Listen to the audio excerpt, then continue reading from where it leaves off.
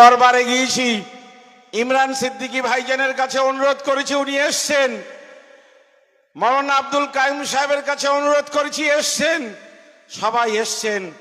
আপনারা তাদের সম্মান, তাদের আদব রেখে সময় কাটাচ্ছেন। আমি বক্তব্য দেব না, দুটো কথা আপনাদের সামনে বলি। এই বিল প্রতিহত করা আমাদের দায়িত্ব। আমরা যেমন এই বিলের বিরুদ্ধে, নরেন্দ্র মোদীদের ষড়যন্ত্রের বিরুদ্ধে যেমন চোখে চোখ রেখে কথা বলবো, কেননা আমরা আল্লাহ ছাড়া কাউকে ভয় করি না, ঠিক তেমন ভাবে আমাদের রাজ্যের শাসক দল যারা বিজেপি বিরোধী বলে, যারা সাম্প্রদায়িক শক্তির বিরোধী বলে, ধর্মনিরপেক্ষ শক্তি মনে করে যাদেরকে আমরা নির্বাচিত করেছি, তাদের বলবো দিল্লিতে যাবেন, পার্লামেন্টের মধ্যে বুক চিতিয়ে নরেন্দ্র মোদীদের সামনে চোখে চোখ রেখে লড়াই করবেন। পার্লামেন্টের মধ্যে নির্বাচিত করে যাওয়ার জন্য আমরা আপনাদের নির্বাচিত করেছি। বন্ধুদের অনুরোধ করব, ফেসবুকে, সোশ্যাল মিডিয়ায় ভাইরাল হয়েছে, অনেক সদস্য আছেন যারা অর্ধেকটা মিটিং বয়কট করেছেন, তারা অংশ নেননি। জনগণের কাছে কিন্তু কৈফিয়ত দিতে হবে। আমরা তাই অনুরোধ করব, যারা তৃণমূলের পার্লামেন্টের মেম্বার, তাদের কাছে আপনারা ৩৭০ ধারা বিলের বিপক্ষে ভোট দেননি, সেদিন আপনারা বয়কট করেছিলেন। তালাক বিলের বিপক্ষে আপনারা ভোট দেননি, আপনারা বয়কট করেছিলেন। অনেক বিশ্লেষক বলেছেন এটা নাকি নরেন্দ্র মোদীদের সুবিধা করার জন্য আপনারা বয়কট করেছিলেন। আমি আপনাদের কাছে অনুরোধ করব, এই বয়কটের লাইনে নতুন করে আর চলবেন না। আমাদের যেন আবার আপনাদের বয়কটের ফলে আমাদের যেন আবার নতুন করে নরেন্দ্র মোদী বিরোধী শক্তি তৈরি করতে না হয়। বন্ধুগণ, আমি আপনাদের কাছে অনুরোধ করব যে আমাদের লড়তে হবে। অল ইন্ডিয়া মুসলিম পার্সোনাল ল বোর্ডের সম্মানীয় সদস্যরা এখানে আছেন। হযরত মাওলানা আবু তালেব রহমানী সাহেব, যিনি আজকের এই সভার শ্রদ্ধাভাজন সভাপতি, তিনি তার বক্তব্য রেখেছেন। তিনি বলেছেন যে এর পরে যখন অল ইন্ডিয়া মুসলিম পার্সোনাল ল বোর্ডের সভাপতি এবং সম্পাদক দুজনেই আসবে, আমি বলেছি আজকের হচ্ছে আমাদের সেমিফাইনাল। যেদিন সভাপতি এবং সম্পাদক দুজনেই আসবেন, সেদিন হবে ফাইনাল। যদি আজকে শহীদ মিনারে বক্তব্য করতে দেওয়া হয়নি, পিছিয়ে কাল বিকাল বেলা আমাদের অনুমতি দিয়ে বলা হয়েছে লিখিতভাবে যে শহীদ মিনার নয়, রানী রাসমণিতে সভা করতে হবে। আমি জানি শহীদ মিনারে সভা হলে অনেক ভালো সাজিয়ে গুছিয়ে করা যেত, কিন্তু এটা অনেকেই চাইনি। কিন্তু আপনাদের মেহনত, আপনাদের কুরবানি আছে বলে ডরিনা ক্রসিং পর্যন্ত, ধর্মতলা মোড় পর্যন্ত আমাদের মানুষ সবাই দাঁড়িয়ে আজকের এই সভায় বক্তব্য শুনছেন। আমাদের আন্দোলনকে হারাতে পারেনি, অশুভ শক্তির হাজারো ষড়যন্ত্র আমাদের হারাতে পারেনি। কিন্তু জেনে রাখবেন, এর পরে যেদিন সভা হবে সেদিন কিন্তু ব্রিগেডে সভা হবে, আর সেটি হবে ফাইনাল। তৈরি আছেন? ফাইনাল খেলার জন্য তৈরি আছেন? ফাইনাল খেলা হবে ইনশাআল্লাহ। নারায়ে তাকবীর। অল ইন্ডিয়া মুসলিম পার্সোনাল ল বোর্ড জিন্দাবাদ। অল ইন্ডিয়া মুসলিম পার্সোনাল ল বোর্ড জিন্দাবাদ। এই পশ্চিমবঙ্গের সমস্ত ওয়াকফ সম্পত্তি জবরদখল মুক্ত করতে হবে। বন্ধুগণ, আমাদের আজকের সভার শ্রদ্ধাভাজন সভাপতি বলেছেন যে আমরা মাননীয় মুখ্যমন্ত্রীর সঙ্গে দেখা করতে চাই। আমি একাধিকবার যেমন ইমেলে পাঠিয়েছি, না পেরে বাই পোস্ট, স্পিড পোস্ট করেও মাননীয় মুখ্যমন্ত্রীকে চিঠি দেওয়া হয়েছে। আমরা আশা করব যে তিনি অল ইন্ডিয়া মুসলিম পার্সোনাল ল বোর্ডের যারা দায়িত্বশীল যদি মনে করে যে কামরুজ্জামানের সাথে দেখা করব না, ও প্রতিবাদী মুখ, ওর মুখটা ভালো লাগে না। আমি যতদিন রাজ্যের বিরোধী নেত্রী ছিলাম ততদিন কামরুজ্জামানের আন্দোলন ভালো লাগতো। এখন মুখ্যমন্ত্রীর চেয়ারে বসেছি, কামরুজ্জামানের প্রতিবাদী মুখ ভালো লাগে না। আমি দায়িত্ব নিয়ে বলছি, আমি নবান্নে যাব না, কিন্তু আমাদের সর্বোচ্চ সম্মানীয় সংগঠন অল ইন্ডিয়া মুসলিম পার্সোনাল ল বোর্ডের সঙ্গে মাননীয় মুখ্যমন্ত্রীকে দেখা করতেই হবে। এটা আমি তাদের কাছে অনুরোধ রাখছি, দাবি করছি। ফুরফুরা শরীফের পীর সাহেবরা আছেন আমাদের কাছে অত্যন্ত সম্মানীয় আর শ্রদ্ধার, তাদের সঙ্গেও মাননীয় মুখ্যমন্ত্রীকে সময় দিতে হবে। আমাদের অনেক সমস্যা আছে। গতকাল একটি মেয়ে সারা দিন বসিরহাট এসডিও মহকুমা শাসকের অফিসে বসে কেঁদেছে, আত্মহত্যা করার হুমকি দিয়েছে। আমি তাকে বসিয়ে বুঝিয়েছি, বলেছি মা তুমি সবর করো। কেন না, সে ডাক্তারি পড়ার জন্য ভর্তি হতে চায়, ওবিসি কোটায় মেডিকেল পড়ার সে সুযোগ পেয়েছে। শুধু একটি নন ক্রিমিলিয়ার সার্টিফিকেট দরকার। এসডিওর কাছ থেকে, বসিরহাট মহকুমা শাসকের কাছ থেকে, বারাসাত ডিএম অফিস বলে দিয়েছে, খোদ ডিএম বলে দিয়েছেন যে মেয়েটিকে সার্টিফিকেট দেওয়া হোক। তারপরেও মেয়েটিকে সার্টিফিকেট দেয়নি বসিরহাট এসডিও।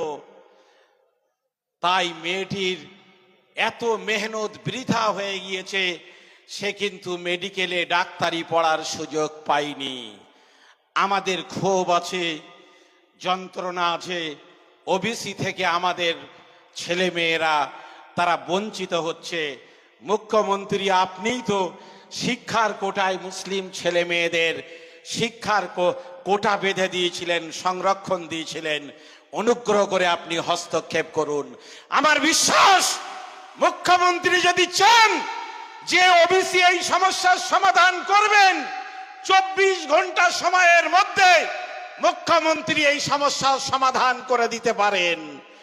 ভোট শুধু আমার হিন্দু ভাইরা দেন না, ভোট কিন্তু মুসলমান ভাইরাও দেন। এবং মুসলমান সম্প্রদায়ের মধ্যে তৃণমূল যা ভোট পেয়েছে তার 70 থেকে 80% ভোট মুসলিম ভোট পেয়েছে। বলুন পাইনি? তাহলে ভোট আমরা দেব, আর নোট অন্যেরা নেবে, চাকরি অন্যেরা নেবে। এভাবে আমাদেরকে বঞ্চিত করবেন না। অনেক সম্মানীয় সুধীজনেরা আছেন, তারা বক্তব্য রাখবেন। কিন্তু এ কথা বলি, নরেন্দ্র মোদীরা ঘুমান্ত বাঘকে কিন্তু খোঁচাচ্ছেন।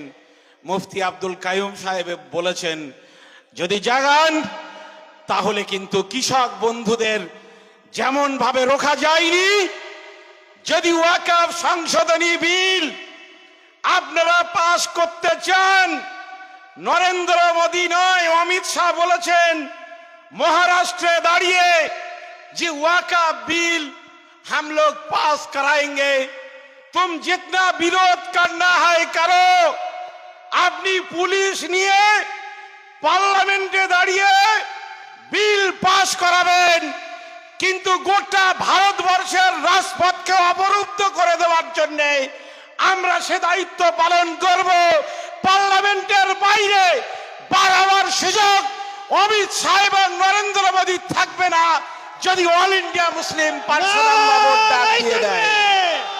এই মোদী অমিত শাহ হুঁশিয়ার, জেনে রাখবেন, নিপাত জেনে রাখবেন, শেখ হাসিনাও ভেবেছিলেন পুলিশের গুলি শেষ কথা বলবে, কিন্তু শেখ হাসিনা বুঝেছে পুলিশের গুলি শেষ কথা বলেনি, জনগণ শেষ কথা বলেছে। দিল্লির মসনদে যারা বসে আছেন শিক্ষা নিন, জনগণ কিন্তু শেষ কথা বলবে। আমি আপনাদেরকে সম্মানীয় বক্তাদের বসিয়ে রেখে বক্তব্য দেব না। আপনাদের সামনে এখন বক্তব্য রাখবেন আমাদের পীরজাদা ফুরফুরা শরীফ থেকে এসেছেন। তারপরে আমাদের পীর সাহেব বক্তব্য রাখবেন ইমরান উদ্দিন সিদ্দিকী সাহেব। তার আগে আমাদের ভাইজান পীরজাদা সওবান সিদ্দিকী সাহেব, তিনি আপনাদের সামনে খুব সংক্ষেপে বক্তব্য রাখছেন।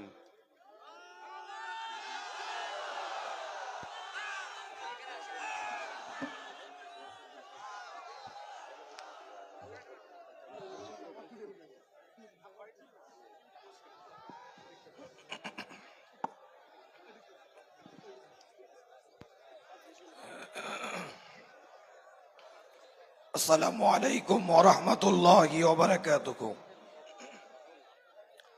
ইন্নাল হামদালিল্লাহ নাহমাদুহু ওয়া নুসাল্লি আলা রাসূলিহিল কারীম। আজকে আমরা মুসলিম পার্সোনাল ল বোর্ডের সভাপতিত্বে এবং পশ্চিম বাংলার বিভিন্ন সংগঠনের উদ্যোগে আজকে দলবদ্ধ হয়েছি কলকাতার রানী রাসমণি এভিনিউতে। যদিও সভাটা শহীদ মিনারে হওয়ার কথা ছিল, কিন্তু আজ রানী রাসমণি এভিনিউ আমরা দলবদ্ধ হয়েছি। মনে রাখবেন, আল্লাহ পাক কোরআনের মধ্যে এলান করে দিচ্ছেন, লান তানালুল বিররা হাত্তা তুনফিকুনা মিম্মা তুহিব্বুন।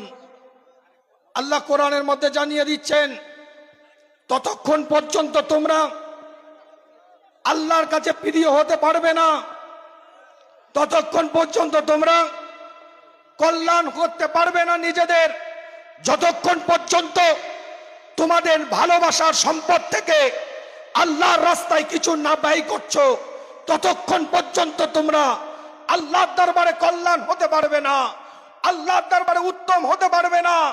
আজ ভারতবর্ষের যে ওয়াকফ আইনের উপরে হস্তক্ষেপ করা হচ্ছে, মনে রাখবেন, এটা কারো বাবার সম্পত্তি নয়, এটা আমাদের পূর্বপুরুষের রক্তের পানি করা অর্থ দিয়ে আল্লাহর রাস্তায় ব্যয় করে গেছে। নারায়ে তাকবীর, নারায়ে তাকবীর। আল্লাহ নবী আল্লাহ রসুলের যুগে একজন সাহাবা এসে সরকারে কায়নাতের দরবারে, মদিনাতুল দুলালের দরবারে, ইমামুল মুরসালিনের দরবারে এসে বলছে, হুজুর আমার 7টা বাগান আছে, 600 খেজুরের গাছ আছে। আল্লাহ নবী আল্লাহ রসুলের দিকে তাকিয়ে বলছে, হুজুর কি করব? হুজুর বললেন, তুমি আল্লাহর রাস্তায় দান করে দাও। ওমর ইবনুল খাত্তাব রাদিয়াল্লাহু তাআলা আনহু, তিনি হুজুরের দরবারে এসে, সরকারে কায়নাতের দরবারে এসে, মদিনাতুল দুলালের দরবারে এসে বলছে, হুজুর আমি খাইবারের বুকে একটা সম্পদ পেয়েছি, সেই সম্পদটা কি করব? বর্তমানে যেটা সৌদি আরবের মধ্যে অবস্থিত খাইবার, এই খাইবারের বুকে একটা সম্পদ পেয়েছি, ওটা কি করব? আল্লাহ নবী আল্লাহ রসুল বললেন, তুমি আল্লাহর রাস্তায় দান করে দাও।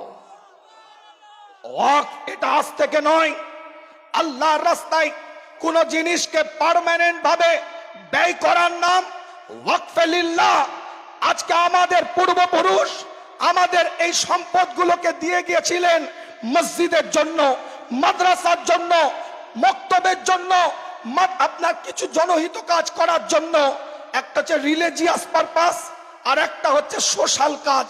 এই দুটো কাজে এই সম্পদের আয়টা ব্যয় হবে।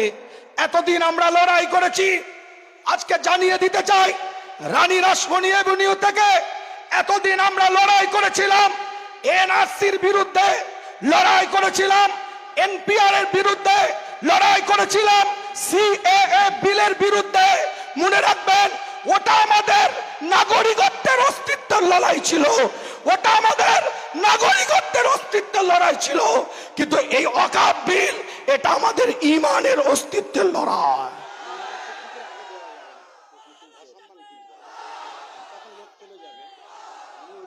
এই ঈমানের অস্তিত্বের লড়াইয়ে আমাদের আগে আসতে হবে। মনে রাখবেন, ছোট্ট করে কথাটা বলি, বিস্তারিত ব্যাখ্যায় আপনাদেরকে বক্তব্য দিয়ে আমি কষ্ট দেব না। বিভিন্ন জায়গা থেকে মানুষ এসেছেন আপনারা। ভারতবর্ষ 1913 খ্রিস্টাব্দে স্বাধীনতার পূর্বে ওয়াকফের উপরে ব্রিটিশ পিরিয়ডে একটা বিল আনা হয়। পরবর্তীতে 1923 সালে সেটাকে সংশোধন করা হয়।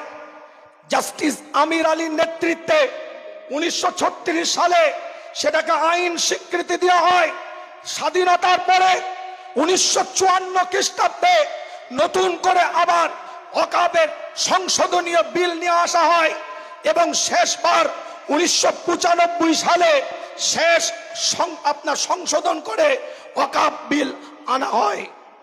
আজ যে কর্মকাণ্ডের সাথে আমরা জড়িত আছি, মনে রাখবেন এ কাজ মানবতার কাজ। এ কাজ আজকে আপনার আমার নৈতিক দায়িত্ব, নৈতিক কর্তব্য বলে আমরা মনে করব, ঈমানি দায়িত্ব, ঈমানি কর্তব্য বলে মনে করব। আজকে আল্লাহ আমাদের সকলকে দলবদ্ধভাবে, একতাবদ্ধভাবে এক প্ল্যাটফর্মে দাঁড়িয়ে মাসলাক যার যার, ইসলাম সবার, এই জায়গায় দাঁড়িয়ে প্রতিবাদ করতে হবে। বন্ধ করেন দলাদলি, বন্ধ করেন ইখতিলাফ, বন্ধ করেন জুজিয়াত মাসলাকের ইখতিলাফ।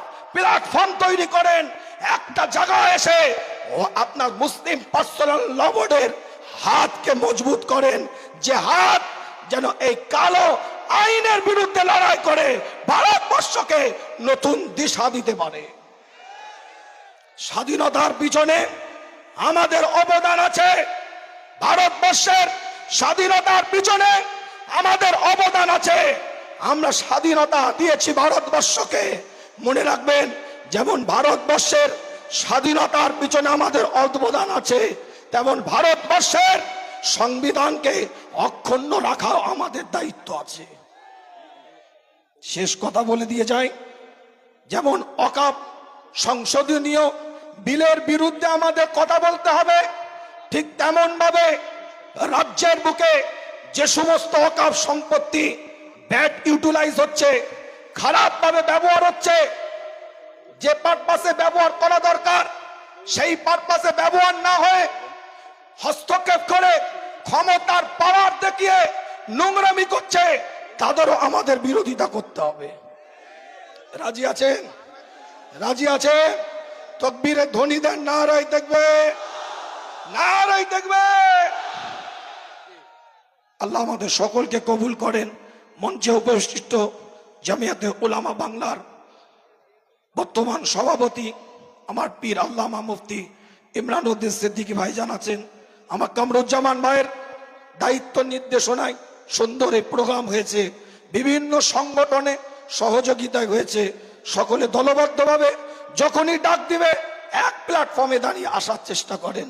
ওয়া আখির দাওয়ানা আনিল হামদুলিল্লাহি রাব্বিল আলামিন। নারায়ে তাকবীর। ইতিমধ্যেই মঞ্চে আমরা পেয়েছি অল ইন্ডিয়া মুসলিম পার্সোনাল ল বোর্ডের মহিলা শাখার আরও একজন মেম্বার জনাবা উজমা আলম সাহেবা, তিনি এসছেন। আমরা সকলের পক্ষ থেকে তাকে আন্তরিক অভিনন্দন, ভালোবাসা জ্ঞাপন করছি। আর একজন প্রিয় ভাই আমাদের অভিভাবক জনাব হায়দার আলী সাহেব, তিনি মঞ্চে আছেন, তাকেও আমরা আজকের এই ঐতিহাসিক সভা থেকে আন্তরিক অভিনন্দন, ভালোবাসা জ্ঞাপন করছি। এখন আমরা সুন্নতে নবাবির উপরে একটি নাচ শুনব, আমাদের ইমানের জজবাটা বাড়বে ইনশাআল্লাহ। ভাই জসিমউদ্দিন এখন আপনাদের সামনে একটি নাচ পরিবেশন করবে, তারপরে আমাদের পীর সাহেব হুজুর দোয়া করবেন এবং কিছু কথা রাখবেন।